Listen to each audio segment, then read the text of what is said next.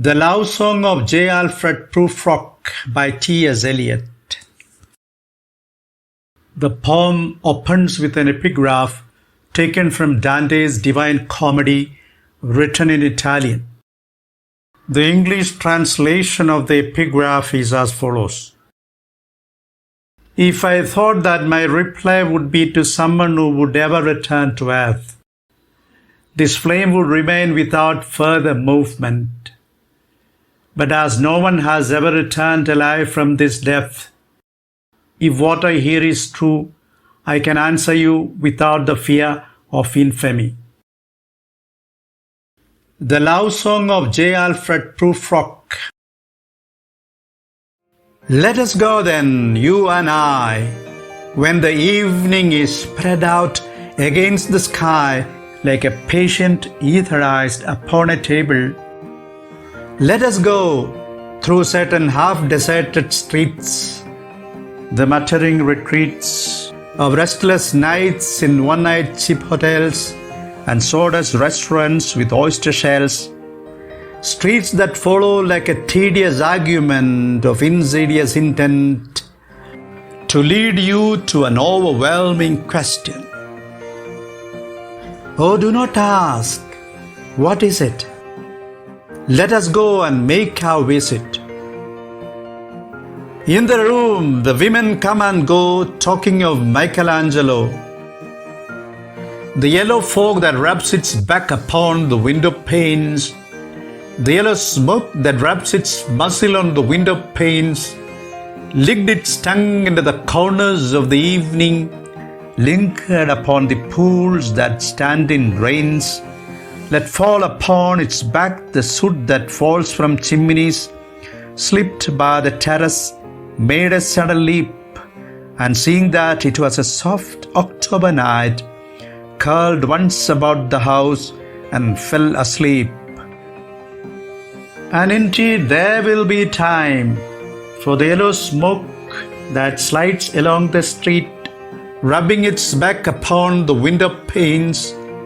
There will be time to prepare a face to meet the faces that you meet. There will be time to murder and create, and time for all the works and days of hands that lift and drop a question on your plate.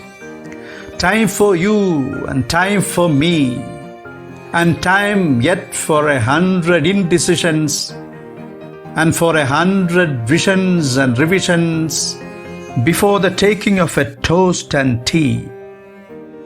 In the room, the women come and go, talking of Michelangelo. And indeed there will be time to wonder, do I dare and do I dare? Time to turn back and descend the stair with a bald spot in the middle of my hair. They will say, how his hair is growing thin, my morning coat, my collar mounting firmly to the chin, my necktie rich and modest, but asserted by a simple pin. They will say, but how his arms and legs are thin. Do I dare disturb the universe? In a minute there is time for decisions and revisions, which a minute will reverse. For I have known them all already, known them all, have known the evenings, mornings, afternoons. I have measured out my life with coffee spoons. I know the voices dying with a dying fall beneath the music from a farther room. So how should I press you? And I have known the eyes already, known them all. The eyes that fix you in a formulated phrase. And when I am formulated, sprawling on a pin, when I am pinned and wriggling on the wall, then how should I begin to spit out all the buttons of my days and ways? And how should I press you? And I have known the arms already, known them all. Arms that are braceleted and white and bare, but in the lamplight downed with light brown hair? Is it perfume from a dress that makes me so digress? Arms that lie along a table or wrap about a shawl? And should I then presume? And how should I begin? Shall I say I have gone at dusk through narrow streets and watched the smoke that rises from the pipes of lonely men in shirt sleeves leaning out of windows? I should have been a pair of ragged claws scuttling across the floors of silent seas. And the afternoon, the evening, sleeps so peacefully, smoothed by long fingers, asleep, tired, or it malingers, stretched on the floor here beside you and me. Should I, after tea and cakes and ices, have the strength to force the moment to its crisis? But though I have wept and fasted, wept and prayed, though I have seen my head grown slightly bald, brought in upon a platter, I am no prophet, and here is no great matter. I have seen the moment of my greatness flicker, and I have seen the eternal footman hold my coat and sneaker, and in short, I was afraid. And would it have been worth it after all, after the cups, the marmalade, the tea, among the porcelain, among some talk of you and me, would it have been worthwhile to have bitten off the matter with a smile, to have squeezed the universe into a ball, to roll it towards some overwhelming question, to say, I am Lazarus, come from the dead, come back to tell you all, I shall tell you all. If one settling a pillow by her head should say, that is not what I meant at all, that is not it at all. And would it have been worth it after all? Would it have been worthwhile after the sunset, the dooryards and the sprinkled streets, after the novels, after the teacups, after the skirts that trail along the floor, and this and so much more? It is impossible to say just what I mean, but as if a magic lantern threw the nerves in patterns on a screen. Would it have been worthwhile if one settling a pillow or throwing off a shawl and turning toward the window should say, that is not it at all, that is not what I meant at all? No, I am not Prince Hamlet, nor was meant to be. I am an attendant lord, one that will do to swell a progress, start a scene or two, advise the prince, no doubt an easy tool, differential, glad to be of use, politic, cautious and meticulous, full of high sentence, but a bit obtuse, at times indeed almost ridiculous, almost at times the fool. I grow old, I grow old. I shall wear the bottoms of my trousers rolled. Shall I part my hair behind? Do I dare to eat a peach? I shall wear white flannel trousers and walk upon the beach. I have heard the mermaids singing each to each. I do not think that they will sing to me. I have seen them riding seaward on the waves, combing the white hair of the waves' blonde back. When the wind blows the water white and black, we have lingered in the chambers of the sea by seagulls wreathed with seaweed red and brown, till human voices wake us and we drown.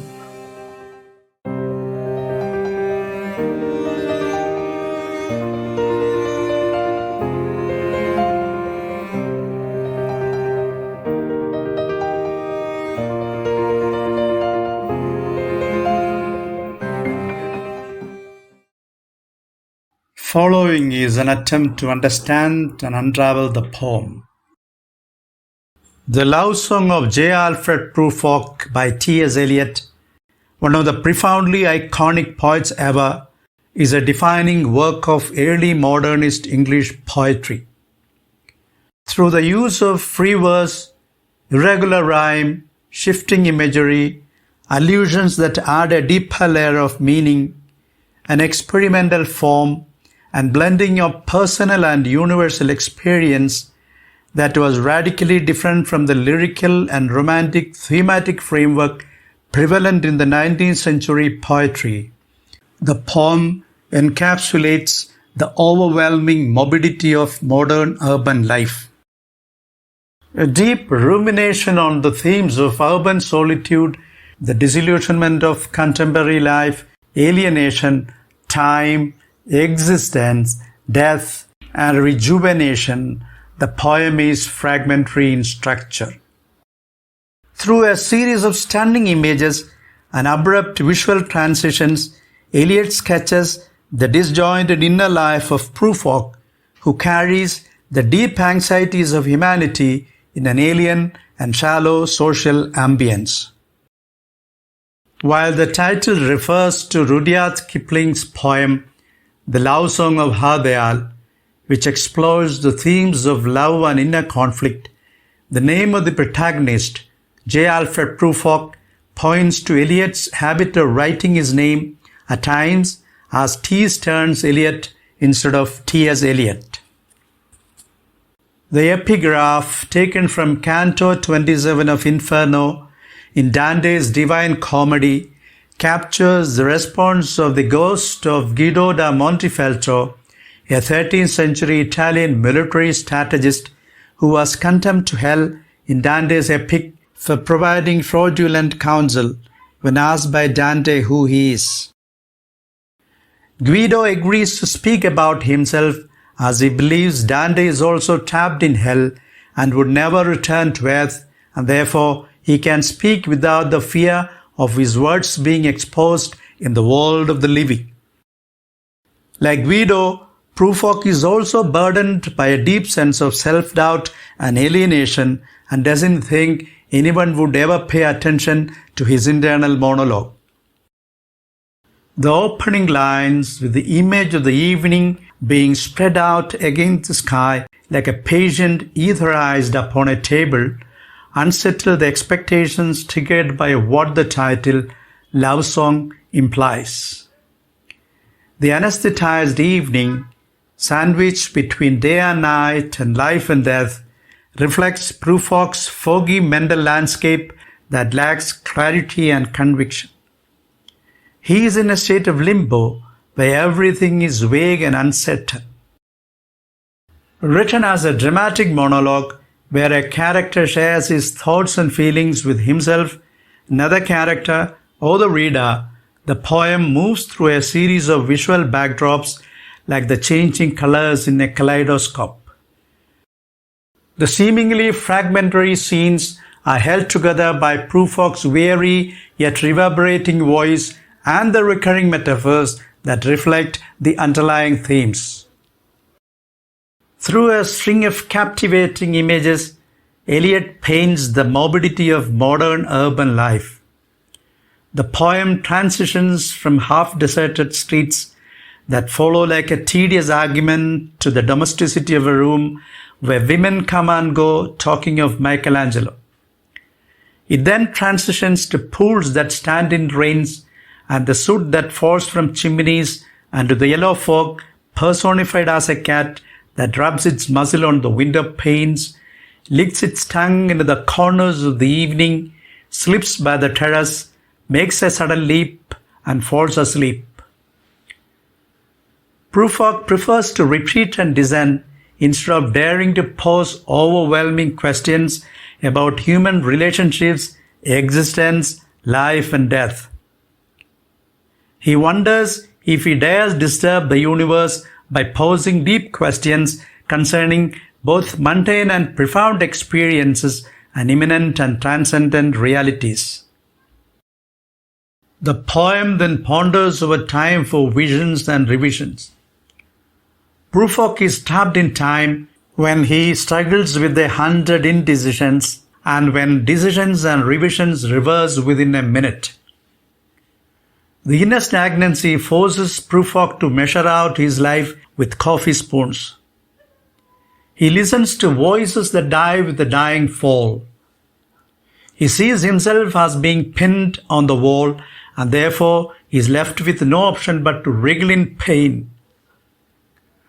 The braceleted arms don't elicit a favorable reaction from Prufrock because he has known them already. The perfume from a dress, which possibly points to a romantic interlude, makes him digress. He perceives himself as a crab that scuttles across the floors of seas, which are surprisingly silent with a pair of ragged claws. Burdened by indecision, he doesn't know how to begin the trip he has set out to undertake along with his companion. The repeated question, "How should I begin or presume?" points to a deepening crisis. The evening that is spread out on the table after being etherized is later stretched on the floor where it sleeps numbed by the sedative. Prufrock is not sure if the evening is indeed tired or if it pretends to be sick. For him, modern urban life that aimlessly meanders like a half-deserted street is marked by weariness and pretension. Therefore, Prufrock doesn't have the strength to force the moment or his existence to its crisis. As the evening sleeps beside him, Prufrock says he is not a prophet like John the Baptist and therefore he cannot offer metaphysical solutions for the crisis of purposeless and meaningless existence. As the inner turmoil exacerbates, he weeps, fasts and prays, but the answer still evades him, that leaves him afraid and unsure of himself. He is also not the biblical character of Lazarus, who was resurrected and hence knew the secrets of life and death. However, Prufrock's repeated assertion, "I have known them all," mirrors the words of Tiresias in T.S. Eliot's iconic poem, The Wasteland, where the seer says, "I have forsuffered all." Tiresias, the blind prophet in Greek mythology who was once a woman, has a deeper understanding of human predicament and is known for his ability to read the future. Though Prufrock is not a prophet, he shares the agony of a seer who peeks far into an apocalyptic future for himself and humanity and is hence perturbed. Prufrock is so confined in a moment of alarming indecision that it is impossible for him to say what he means, while his companion repeatedly reminds that is not what she meant at all, pointing to the impassable gap between what is meant and what is said. It also reflects the yawning chasm in human relationships in a barren urban world. The acute self-doubt prevents Prufrock from biting off the matter that troubles him, squeezing the universe into a ball, and then rolling it towards the overwhelming question. By connecting the question with the universe, Prufrock seems to suggest that the agony that boils within him pertains not only to himself but to the entire humanity. Battered by indecision and procrastination, Shakespeare's Hamlet, Prufrock's illustrious predecessor, was torn between to be or not to be. But Hamlet at least knew what his crisis was. Prufrock sees himself as a mere attendant lord and an obtuse and ridiculous fool, a reference to Polonius, the counselor of the Shakespearean tragedy's ultimate villain Claudius. On the one hand, Prufrock identifies himself with John the Baptist, Lazarus and Hamlet, but on the other hand, he denies the similarity with those characters who have confronted deep inner crisis and death. By contradicting himself, Prufrock sinks deep into indecisiveness and self-doubt. Then, weary of the fact that he is growing old, Prufrock wonders if he should eat a peach wear white flannel trousers and walk upon the beach where the mysterious mermaids sing. As the poem ends, Prufrock and his companion linger in the chambers of the sea and drown till human voices wake them. Contrary to what the title suggests, this is not a love poem in the conventional sense, but rather a deep rumination on human existence in a world that is shallow and peripheral, governed by vanity and snobbishness. Prufrock wants to lead his companion or confidant, who could be his altered self or the reader, to the overwhelming question, but stops short of revealing what the question is.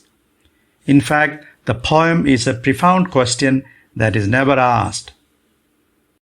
The shallow urban world of peripheral transactions and flimsy relationships is so dreary that Prufrock is not only unable to find a solution to his existential agony, but doesn't even know what his crisis is.